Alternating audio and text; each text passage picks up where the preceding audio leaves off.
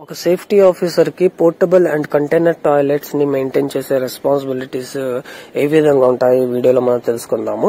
అంటే safety officer make sure చేయాలన్నమాట. అంటే ప్రాపర్లీ అన్ని ఉన్నాయా లేవా, as per hygiene standards maintain అవుతున్నాయా లేవా అనేది మనం చెక్ చేయాలి.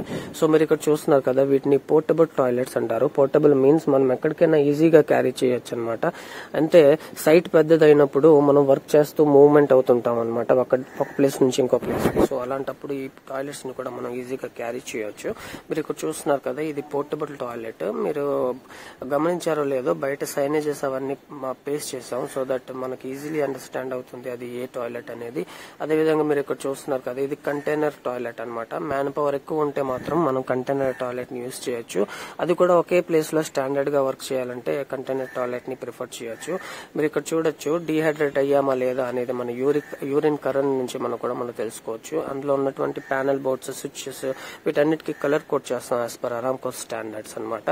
అదేవిధంగా daily toilet inspection check list అనేది మెయింటైన్ చేస్తాం. సో దట్ టాయిలెట్ కూడా క్లీన్ అండ్ నీట్ గా ఉందా లేదా అనే దాని గురించి మనం కూడా తెలుసుకోవచ్చు. వాటర్ కన్సర్వేషన్ టిప్స్ అని ఒక చిన్న చార్ట్ అనేది పేస్ట్ చేస్తాం. సో దట్ వాటర్ ని ఎక్కువ యూజ్ చేయకూడదని మనం అవేర్నెస్ ఇవ్వచ్చు. అదేవిధంగా డిఫరెంట్ కైండ్ ఆఫ్ సైనేజెస్, అదేవిధంగా హ్యాండ్ వాష్, ఇవన్నీ మనం ప్లేస్ చేసాం అనమాట.